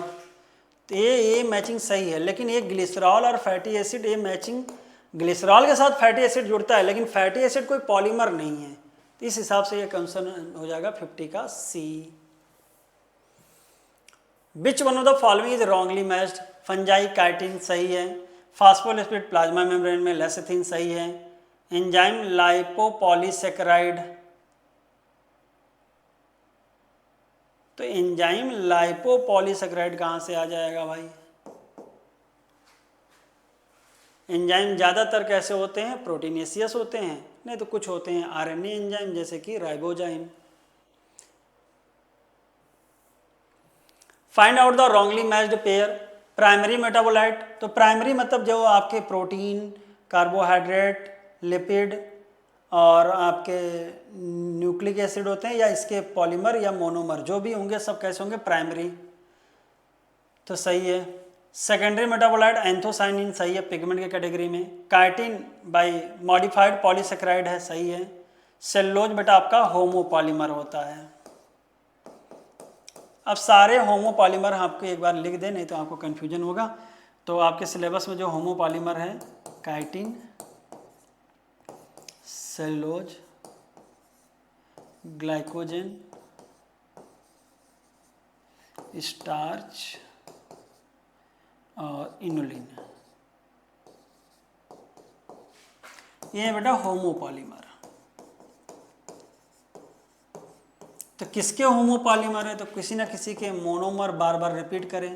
तो जब कहते हैं single type of monomer repeating many times, एक ही प्रकार का मोनोमर बार बार रिपीट करके पॉलीमर बनाए, तो उसको बोलते हैं होमोपॉलीमर। तो यहाँ पे रिपीटिंग यूनिट होता है N-एसिटिल ग्लूकोसामाइन, यहाँ पे होता है ग्लूकोज, यहाँ पे भी है ग्लूकोज, और स्टार्च में भी है ग्लूकोज, लेकिन इनुलिन में है फ्रक्टोज। तो आप भी कहोगे कि सर तीनों में ग्लूकोज है लेकिन नाम अलग अलग है, तो यानी उसका जो पॉलीमराइजेशन रोल होगा वो अलग होगा। जैसे सेलुलोज में होता है लीनियर और अनब्रांच्ड, ग्लाइकोजन में ब्रांच्ड होगा और लीनियर होगा, और स्टार्च में ब्रांचिंग भी हो सकता है, हेलिकल भी होगा। तो ये डिजाइन अलग अलग होता है, जैसे नहीं होता है एक गेंदा लो अलग अलग आइटम बना डालो। तो आंसर हो जाएगा बेटा आपका 52 का D. 53, choose the mismatched pair, गलत मिलान करना है। ग्लूटामिक एसिड और एसिडिक है, लाइसिन आर्जिनिन बेसिक होता है, वैलिन न्यूट्रल होता है, तो हो जाएगा बेटा आपका सी। फिनाइलएलानिन, टायरोसिन, ट्रिप्टोफान एक ऐसे होते बेटा aromatic. Question number 54, which of the following is wrongly matched, ribozyme proteinaceous enzyme नहीं होते बेटा, 23S राइबोसोमल आरएनए होते हैं, आरएनए एंजाइम होते हैं, इसलिए गलत। और आंसर मिल गया, यही है एपो। प्रोटीन पार्ट को बोलते हैं एपो एंजाइम। कोई एंजाइम जो लूजली अटैच होता है होलो एंजाइम से, और को फैक्टर नॉन प्रोटीन होते हैं। क्वेश्चन नंबर 55, XYZ पहचानना है, तो अगर H होगा तो ग्लाइसिन R ग्रुप में, CH3 होगा तो एलानिन, और CH2OH होगा तो सेरीन। तो ग्लाइसिन, एलानिन और सेरीन, तो आंसर हो जाएगा C। क्वेश्चन नंबर 56, बेटा 1 2 3 4 दिया और 1 2 3 4 से मैच करना है, लेकिन ध्यान रखना यहाँ पे 1 2 3 4 मैचिंग, यहाँ के 1 2 3 से ये किस में मैच कर रहा है, तो पहले आप पढ़िए। जैसे देखिए इसको मुझे निकालना होगा तो मैं तो सबसे आसान पढ़ना चाहूँगा कि सबसे छोटा लाइन क्या लिखा है, ट्रांजिशन स्टेट। तो 3 की मैचिंग कहाँ से होगा, तो ये वाला पॉइंट क्या होता है, ट्रांजिशन स्टेट।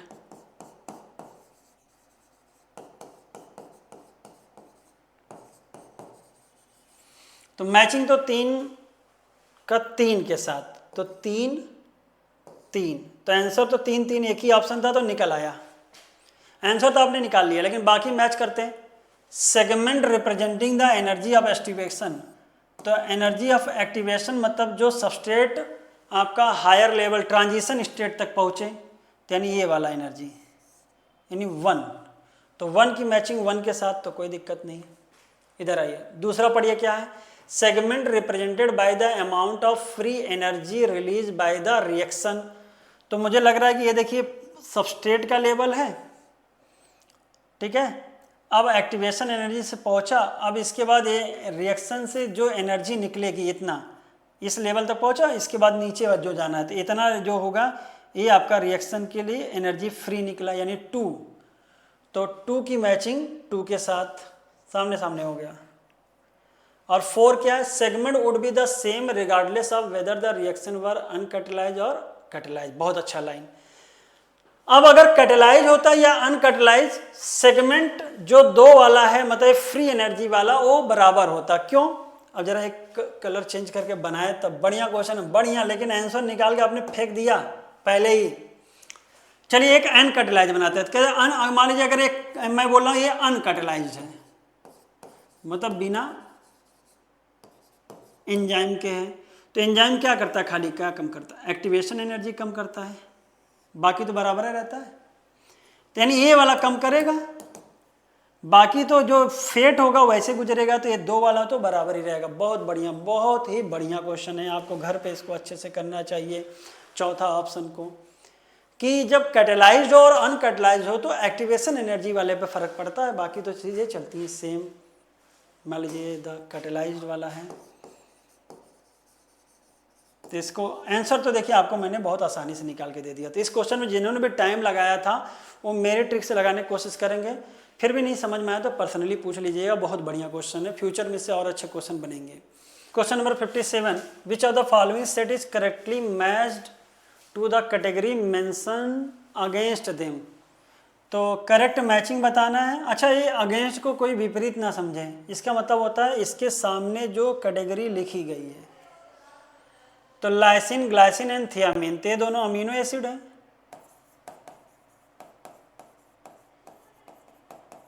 और जो थियामिन है बेटा आपका विटामिन B1 है, और जो थायमिन होता है वो होता है nitrogenous base. Arachidonic acid, palmitic acid है बेटा आपके फैटी एसिड में आते हैं। एसिटिक एसिड आप नॉर्मल रख सकते हो, हालांकि रख सकते हो फैटी में, तो इसको होल्ड कर लेना आप। थाइमिडिन, यूरिडिन एंड साइटिडिन न्यूक्लियोसाइड, तो ये सही है, न्यूक्लियोसाइड में आता है थाइमिडिन, यूरिडिन एंड साइटिडिन। सेलुलोज और ग्लाइकोजन ये पॉलीसेकेराइड हैं, लेकिन इंसुलिन क्या बेटा, प्रोटीन है। तो आंसर हो जाएगा C, ये करेक्ट मैचिंग हो गया। 58, select the type of enzyme involve in the following reaction. तो यहाँ पे देखिए एक्स वाई को हटाइए, तो ब्रेकिंग तो हुआ और डबल बॉन्ड छोड़ दें, तो इसको बोलते हैं लाइएज। तो 58 का आंसर हो जाएगा बेटा D। हेक्सोकाइनेज, तो काइनेज मतलब एटीपी से रिलेटेड, तो ट्रांसफर ऑफ ग्रुप होगा, एटीपी का फॉस्फेट चला गया ग्लूकोज के छठे कार्बन पे, hexokinase.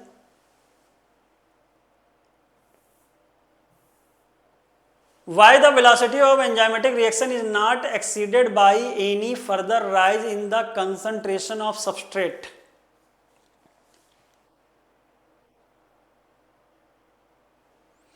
The enzyme molecules are equal to the substrate molecules.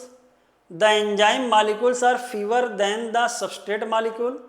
The substrate molecules are not closely resemble to the enzyme molecules. कह रहे हैं कि अगर मान लीजिए हम सबस्ट्रेट का कंसंट्रेशन बढ़ाते तो पहले रिएक्शन तो बढ़ता, लेकिन एक लेवल पे जाके क्या हो जाता है, अब नहीं बढ़ेगा चाहे कितना सबस्ट्रेट बढ़ाएं। तो इसका मतलब सारे एंजाइम सबस्ट्रेट के साथ क्या हो जाएंगे, बिजी हो चुके हैं, यानी सैचुरेशन आ गया है। तो enzyme molecule are equal to the substrate molecule, ये पहला हो जाएगा। कह रहे हैं कि एंजाइम मॉलिक्यूल सबस्ट्रेट मॉलिक्यूल के बराबर हो गए हैं। अब कितनों बढ़ाओगे, जैसे 100 मजदूर हैं तो 100 के 100 काम में लग गए, तब कितनों काम दोगे, काम बढ़ेगा नहीं।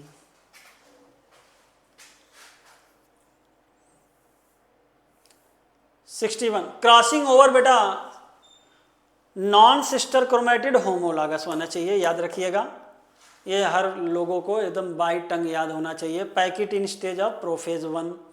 Select the correct statement with respect to mitosis, mitosis के बारे में बताना है। Chromatid separate but remain in the centre of cell in anaphase, chromatid separate कर गए लेकिन सेंटर में है एनाफेज में। Chromatid start moving towards opposite pole in telophase, तो बेटा एनाफेज में जाते हैं ना कि टीलोफेज में। Golgi complex and endoplasmic reticulum are still visible at the end of prophase, ने विजिबल नहीं होते हैं। Chromosome move to the spindle equator and get aligned equational equatorial plate in metaphase, तो अलाइन सही हो जाएगा। अब यहाँ तक तो सही था, लेकिन कह रहे हैं रिमेन इन द सेंटर गलत हो जाएगा, क्योंकि मूव करना स्टार्ट कर देते हैं, एनाफेजिक मूवमेंट कहलाता है। Question number 63, which of the following statement is not true for homologous chromosome pair? They come from only one of the individuals parent, तो they come from only one of the individuals parent, तो homologous है तो जाहिर बात है एक mother से आएगा और एक फादर से, तो नॉट ट्रू है तो यही लाइन सही हो जाएगी। They usually contain slightly different version of the same genetic information, they segregate from during meiosis 1, yes सही है, दे सिनेप्स ड्यूरिंग मियोसिस 1, तो ये हो जाएगा जाइगोटीन और ये हो जाएगा एनाफेज 1, तो गलत पूछा था तो आंसर हो जाएगा पहला। क्वेश्चन नंबर 64, इस which of the following statement is are true? इनमें से कौन सा स्टेटमेंट है जो सही होगा? Cell plate represent the middle lamella between the walls of two adjacent cells, cell plate जो रिप्रेजेंट करे middle lamella between the walls of two adjacent cells. At the time of cytokinesis organelles like mitochondria and plastids get distributed between the daughter cell. Cytokinesis in plant cell is centrifugal, बिल्कुल सही, बीच में cell plate फिर periphery पे जाएगा और animal में furrow पे होता है, तो सारी लाइनें सही हो गई।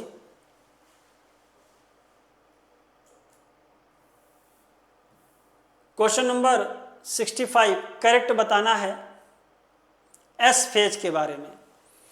तो G1 और S के बीच में होता है, डीएनए रेप्लिकेशन का पीरियड है। इस फेज के बाद डीएनए का अमाउंट डबल हो जाता है लेकिन नंबर सेम रहता है। As the DNA double in this phase number of chromosome ये आल्सो डबल, चौथा गलत हो जाएगा। Centriole replicate in the this phase, बिल्कुल सही है, सेंट्रियोल का डुप्लीकेशन भी होता है, तो duplication of centriole and replication of DNA दोनों लाइनें आनी चाहिए। तो चौथा इसमें था तो गया, ऑल ऑफ द अबव में चौथा था तो चौथा इसमें था। क्या पूछा, गलत कि सही? सही पूछा है, तो आंसर हो जाएगा 1 2 3 5। और amount of DNA changes from 2C से 4C, ये भी सही हो जाएगा 6। क्वेश्चन नंबर 66, करेक्ट पूछा G0 के बारे में। क्वेश्चन स्टेज होता है, सेल साइकिल रुक जाती है, सेल ग्रो करेगा लेकिन डिवाइड नहीं करेगा, तो सेल डू नॉट ग्रो और proliferate but metabolically active. G nought cells can divide in response to some stimulus, ये भी सही हो जाएगा। तो ऑल ऑफ दी अबव हो जाएगा।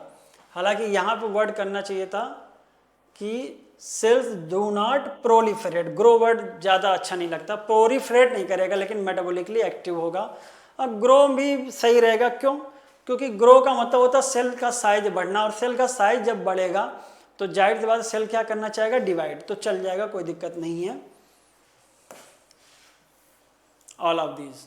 How many is correct about bivalent? तो बाइवेलेंट जैगोटीन में बनेगा, 2 क्रोमोसोम होंगे होमोलॉगस पेयर और 4 क्रोमेटिड होगा। तो बाइवेलेंट्स आर टेट्राड। अब बाइवेलेंट मीन्स 4 क्रोमेटिड, 2 क्रोमोसोम और हर क्रोमोसोम से 1 centromere. 1 bivalent consist of 2 homologous chromosome and each have 2 sister chromatids. Bivalent formation occurs in zygotene. तो सारी लाइनें सही हो जाएंगी। तो 67 का आंसर हो जाएगा A. Question number 68, which one is correct about crossing over या जेनेटिक रिकॉम्बिनेशन? ये occur in tetrad stage which occur in pachytene of prophase 1 of meiosis 1। बिल्कुल सही है, टेट्राड स्टेज में होगा। और क्लियर टेट्राड कब बनता है आपका? पैकेटिन में। लेकिन स्टार्ट कहाँ हुआ था? जैगोटीन में। It occur between non sister chromatid of homologous pair. तो देखिए यहाँ पे 2 है नहीं, अब इनमें से कोई होगा। चौथा पढ़ लेते direct. It is also the reciprocal transfer of gene between the non homologous chromosome. तो बेटा ये नॉन होमोलॉगस हो गया, तो इसलिए चौथा वाला भी गलत हो जाएगा। तो आंसर हो जाएगा ऑल एक्सेप्ट 4। रिकॉम्बिनेज एंजाइम चाहिए।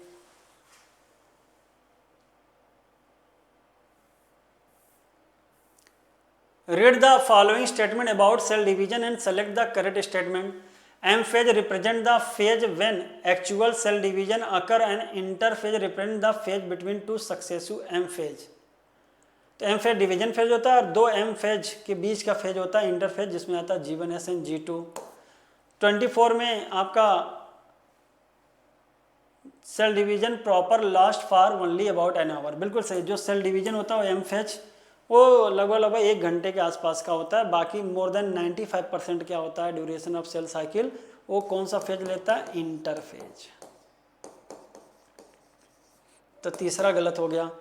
तो तीसरा गलत, तीसरा गलत, तीसरा गलत। करेक्ट पूछा है तो आंसर आ जाएगा 1 and 2। Assertion, diplotene is characterised by the presence of chiasmata. कह रहा है डिप्लोटीन बेटा कियाजमेटा, तो बिल्कुल सही है। Dissolution of synaptonemal complex and formation of chiasmata. oocytes कुछ वर्टिब्रेट में कैन लास्ट फॉर मंथ्स और ईयर्स। तो दोनों लाइन सही है लेकिन एक दूसरे का कोई संबंध नहीं है, तो आंसर हो जाएगा बी। 71, एनाफेज 1 में याद रखिएगा उल्टा कर दिया है।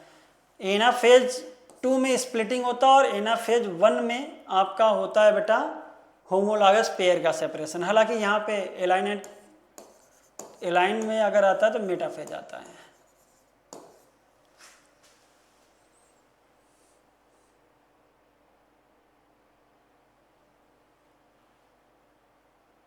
तो डी हो जाएगा, both assertion and reason are false. Question number 72 matching का क्वेश्चन है। Chromosomes are moved to spindle equator. बिल्कुल सही, इक्वेटर पे आता है तो हो जाएगा आपका मेटाफेज A4। तो आंसर तो आपका मिल आया। Splitting of centromere anaphase, pairing zygotene, crossing over pachytene. Question number 73 match the term. Column 1 का मैचिंग करना कॉलम 2 के साथ। तो सिनेप्सिस क्या होता है? Pairing of homologous chromosome. Homologous chromosome की पेयरिंग को हम लोग क्या बोलते हैं बेटा? सिनेप्सिस।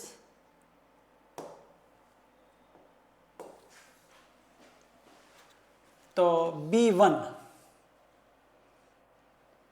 तो B1 दो ऑप्शन में है। सिनेप्टोनिमल कॉम्प्लेक्स एक प्रोटीन कॉम्प्लेक्स बनता है। Point of attachment between homologous chromosome chiasmata कहलाएगा और शिफ्टिंग क्या कहलाएगा? टर्मिनलाइजेशन। तो A4 C2।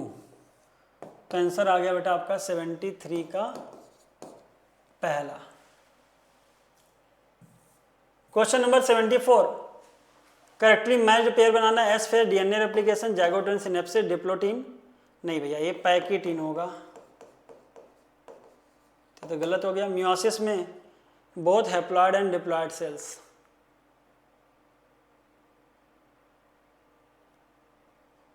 तो ये गलत हो जाएगा। मियोसिस किसके लिए होता है? Only for diploid cell. तो आंसर हो जाएगा आपका 74 का A. Which of the following pair is correctly match? जीवन, तो बेटा फर्स्ट ग्रोथ फेज होता है जीवन। एस होता है बेटा सिंथेटिक फेज। G2 होता है सेकेंड ग्रोथ फेज, तो आंसर हो जाएगा क्विसेंट या G0। Which of the following pair is correctly match? Anaphase 1, तो होमोलॉगस पेयर सेपरेट होता है एनाफेज 1 में, और एनाफेज 2 में होता है splitting of centromere. Metaphase 1 pairing of maternal and paternal chromosome, तो भाई मेटाफेज 1 में तो एक लाइन में अलाइनमेंट होते हैं, तो पहला आंसर तो मिल ही गया था, तो आपको आगे पढ़ना ही नहीं था। तो जाइगोटीन बोलते हैं, या प्रोफेज 1 में पेयरिंग होती है। Interphase, a nuclear envelope enclose each haploid set of chromosome, तो इंटरफेज में तो भैया हैप्लॉइड सेट नहीं, आपका डिप्लॉइड सेट होगा।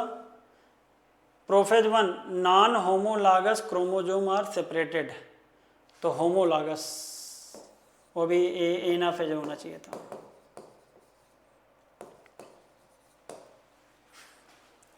अब कई लोग कहेंगे सर इंटरफेज क्या हैप्लॉइड सेल में नहीं आ सकता? तो एक्चुअल में बेटा जो हैप्लॉइड सेल में जो सेकंड मियोटिक डिवीजन में चलता है, तो वहाँ पे आपका इंटरफेज वर्ड नहीं आता है, उसको बोलते हैं दो के बीच के इंटरकाइनेसिस, जो आपका मियोसिस 1 और मियोसिस 2 के बीच का होता है। ABCD पहचानना है। तो ये हो गया G1, S, G2, ये हो गया कैरियोकाइनेसिस, और ये हो गया साइटोकाइनेसिस।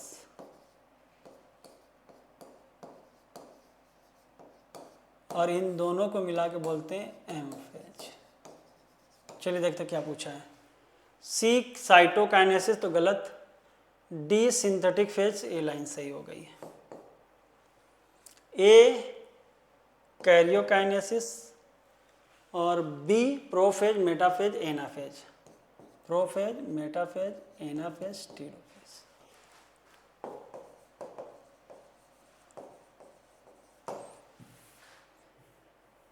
एक लाइन पे आना metaphase, chromosome move to spindle equator made of 2 sister chromatid, तो सी हो जाएगा। स्प्लिटिंग है इसलिए नहीं होगा, क्योंकि ये एनाफेज की बात करते हैं। ये बढ़िया क्वेश्चन है लेकिन बहुत आसान भी है। कह रहे हैं फेजेस दिए हैं, यहाँ पे अमाउंट 2C है। अब ये 2C से 4C हो रहा है, तो G1 होगा, ये S होगा और ये G2 होगा, और M फेज में क्या होता है डिवाइड, तो G1 S G2 M phase. तो अगर नॉर्मल भी लगाता तब भी कोई कर ले जाता है। In the somatic cell cycle in G1 phase DNA content is double the amount of DNA present in the original cell. DNA replication takes place in S phase. A short interphase is followed by a long mitotic phase. G2 phase follows mitotic phase. तो बेटा ये S phase में content double होता है, तो DNA replication S phase में होता है। एक लॉन्ग इंटरफेज होता है और M फेज कैसा होता है, शॉर्ट।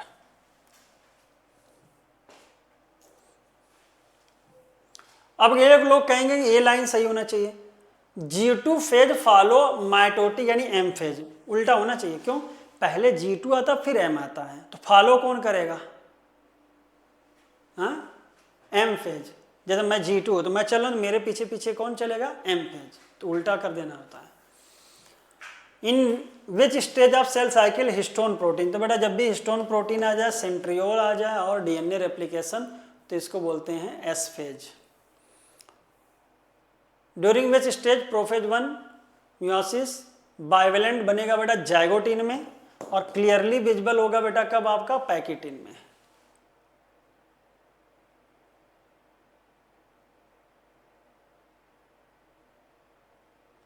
और डीएनए रेप्लिकेशन होगा एस फेज में। सिग्निफिकेंस ऑफ मियोसिस, तो मियोसिस का सिग्निफिकेंस में क्या होता है कि रिडक्शन हो जाता है, और जब फर्टिलाइजेशन होता है तो फिर मेंटेनेंसी ऑफ क्रोमोजोम नंबर। तो reduction of chromosome number two 1/2 सही है, लेकिन हाफ होने के बाद जब 2 हाफ गैमेट फ्यूज करेंगे तो फिर से आपका डिप्लॉयड आ जाएगा। तो maintaining constancy of chromosome number during sexual reproduction यानी fertilisation, production of genetic variation due to meiosis, crossing over, तो 83 का चौथा हो जाएगा।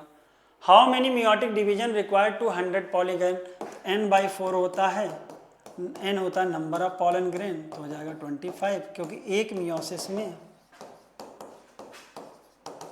4 पॉलन ग्रेन बनते हैं, फीमेल में 1 से 1 बनता है।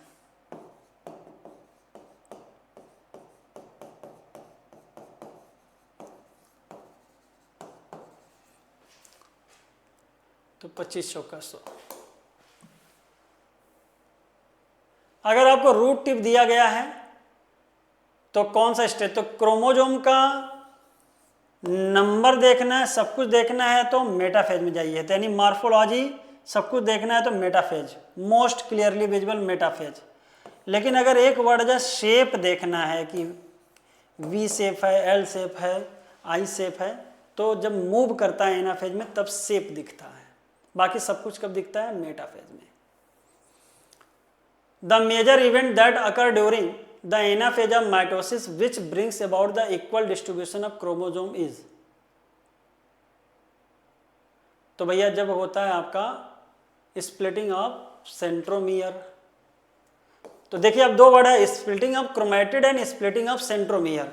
तो भैया एक्चुअल में क्या होता है कि क्रोमेटिड खाली जहां पे अटैच होते हैं, तो जहां पे अटैच होते हैं वहां पे डिप्रेशन आता है, उसी का नाम क्या होता है, सेंट्रोमियर। तो सेंट्रोमियर टूटा तब अलग हो गए, तो क्रोमेटिड नहीं टूट रहा, क्या टूट रहा है, सेंट्रोमियर, ध्यान रखिएगा।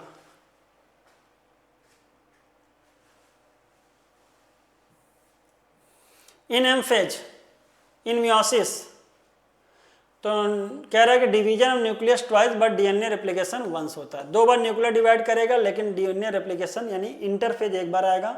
दूसरी बार में इंटरफेज वर्ड की जगह हम लोग क्या वर्ड यूज करते हैं, इंटरकाइनेसिस, जिसमें G1 हो सकता है, G2 हो सकता है, लेकिन एस फेज नहीं होगा। कह रहे number of bivalent in prophase is 8, तो बाइवेलेंट मतलब homologous pair.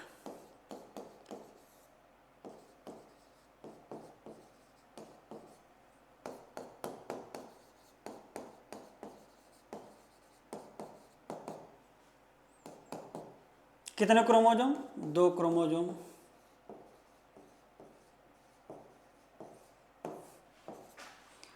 Each with 2 chromatids, her chromosome में कितने क्रोमेटिड होंगे, 2, इसलिए। अब भैया पूछ रहा है कि what is the number of chromosome during anaphase 2, anaphase 2 में क्या होगा, तो बाइवेलेंट 8 है, तो पहले तो यानी 8 होमोलॉगस पेयर हैं, तो टोटल क्रोमोजोम हो गए 16,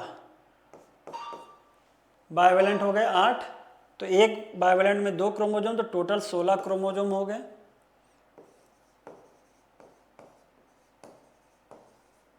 अगला लाइन, अब हाफ करना है तो कितना हो जाएगा बेटा, 2n = 16, तो n = क्या हो जाएगा, 8। 8 क्रोमोजोम आपके मियोसिस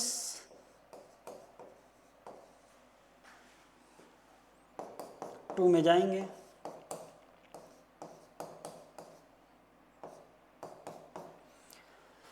और बेटा 8 क्रोमोजोम आंसर हो जाएगा बेटा आपका ए।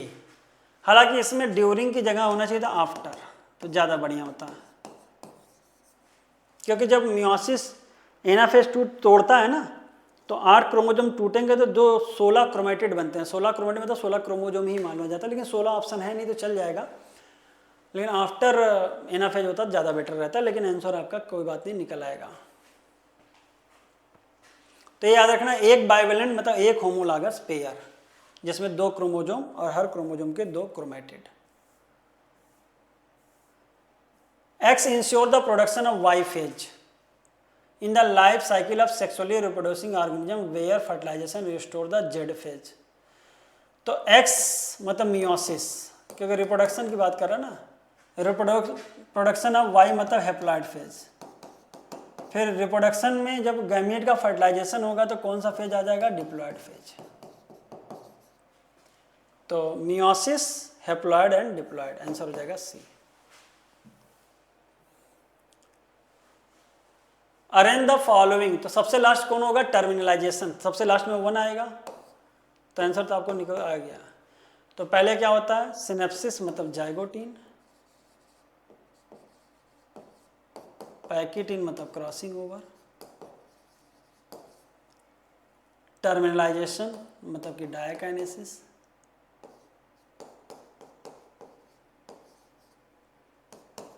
डिसजंक्शन मतलब एनाफेज।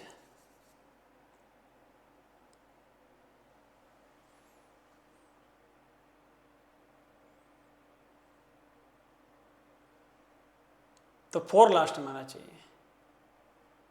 क्या बढ़िया, देखो हम भी निपटा दिए, अब इसको हम एडिट नहीं करेंगे, तुमको दिखाएंगे, बहुत बढ़िया क्वेश्चन। क्योंकि चौथा में देखो खाली प्रोफेज के स्टेप नहीं दिए हैं, ये है एनाफेज, तो सबसे लास्ट में क्या आना चाहिए, चौथा। थोड़ा सा कॉन्शियस होके करना है। अब जरा देखो, सबसे लास्ट में चौथा आएगा, फिर आएगा जाइगोटीन, फिर पैकिटीन, फिर डिप्लोटीन, डायकाइनेसिस, तो 3 2 1 4, तो 3 2 1 4 आंसर हो जाएगा सी। तो ये बहुत बढ़िया क्वेश्चन था, क्योंकि लास्ट में सब हम सोचे कि सब प्रोफेज का इवेंट लिखा होगा, लेकिन लास्ट में हमने किसका लिख दिया था, डिसजंक्शन ऑफ जीनोम मतलब एनाफेज। तो बेटा आपको यहाँ से समझ में आ गया कि हर क्वेश्चन को इक्वल इंपॉर्टेंस देना है, मेहनत से करना है, और कोई डाउट होगा तो ज़रूर पूछिएगा। और अगला जो टेस्ट नंबर 4 है उसमें कंप्लीट आपका 1 2 3 3 यूनिट, यानी कि आपके चैप्टर अगर हम गिने तो 4 3 7 3 10, यानी 10 चैप्टर के आपके NCERT 1 के टेस्ट होंगे, और क्वेश्चन बहुत अच्छे होंगे, तो बढ़िया से करिएगा। Thank you so much.